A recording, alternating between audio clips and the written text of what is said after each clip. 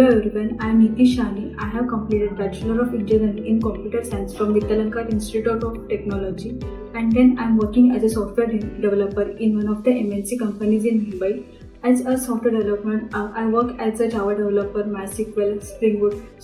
After that, I come to know that data science nowadays is a booming field. So that's the reason I search on Google that which institute is good to learn from data science. So I come to know on Google that the I.T.VEDANT is providing data science and analytics course with AI. So I joined this course on this June 23. So after joining this course, I am learning practical learning, and then I also know that I am getting career path also, that the placement is also offering by I.T.VEDANT. So this is the huge thing that I am looking for, because I am looking for Google, Microsoft companies, and they are providing interview preparation, mock test also. So this is the main thing for me.